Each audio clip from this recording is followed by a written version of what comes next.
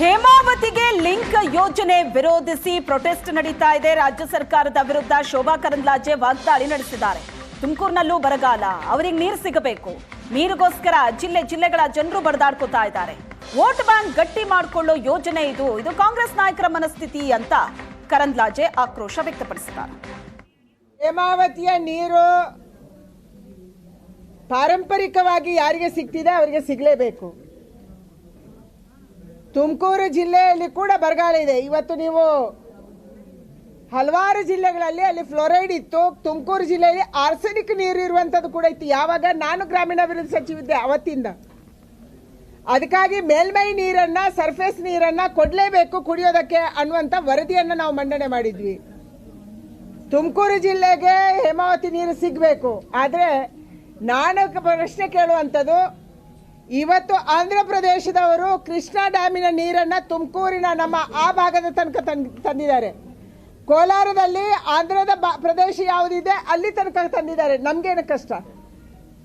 ನಾವ್ಯಾಕೆ ತರ್ತಾ ಇಲ್ಲ? ನಮಗೆ ಬಚಾವತ್ ಆಯೋಗದಲ್ಲಿ ಇವತ್ತು ನದಿ ನೀರಿನ ಹಂಚಿಕೆಯಲ್ಲಿ ಎಷ್ಟು ನೀರು ಹಂಚಿಕೆ ಆಗಿದೆ ಅದನ್ನು ಕೂಡ ಕೃಷ್ಣಾದಲ್ಲಿ ನಾವು ಹೇಮಾವತಿ ಲಿಂಕ್ ಯೋಜನೆಗೆ ಸೋಮಣ್ಣ ವಿರೋಧ ವ್ಯಕ್ತಪಡಿಸಿದ್ದಾರೆ.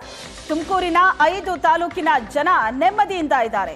ತುಮಕೂರು ಜಿಲ್ಲೆಯ ವಾತಾವರಣವನ್ನ ಕೆಡಿಸಬೇಡಿ, ರಾಮನಗರಕ್ಕೆ ಬೇರೆ ಕಡೆಯಿಂದ ನೀರು ತಗೊಳ್ಳಿ, ತಿಪ್ಪಗೊಂಡನಹಳ್ಳಿ ಮಂಚಿನ ಬೆಲೆಯಿಂದ ನೀರು ತಗೊಳ್ಳಿ, ತಜ್ಞರೇ ಈ ಯೋಜನೆ ರೈತರಿಗೆ ಮಾರಕ ಅಂತ ಹೇಳಿದ್ದಾರೆ.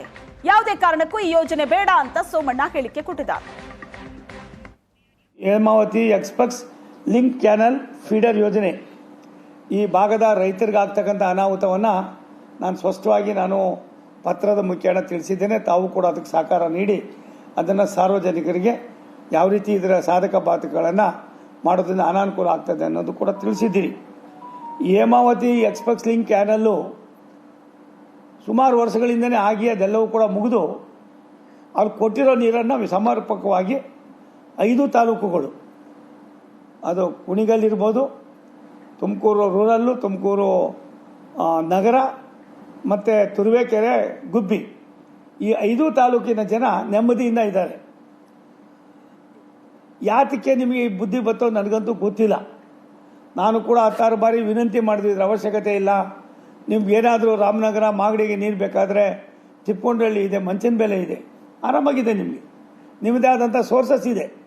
ಅದನ್ನು ಬಿಟ್ಟು ಇಲ್ಲಿ ಒಂದು ತಾಲೂಕಿನ ಇನ್ನೊಂದು ತಾಲೂಕಿಗೆ, ಒಂದು ಜಿಲ್ಲೆಯಲ್ಲಿ ಇರ್ತಕ್ಕಂಥ ಒಂದು ಒಳ್ಳೆಯ ವಾತಾವರಣವನ್ನು ಎಲ್ಲ ಒಂದು ಕಡೆ ಹದಗೆಡಿಸ್ತಕ್ಕಂಥದ್ದು ಅವಶ್ಯಕತೆ ಇಲ್ಲ ಅನ್ನೋದನ್ನು ನಾನು ಪತ್ರಿಕೆ ಮುಖೇನ ಈಗಾಗಲೇ ಹೇಳಿದ್ದೇನೆ. 1230-280 ಕ್ಯೂಸೆಕ್ ನೀರನ್ನು ಕೊಡ್ತಾರೆ.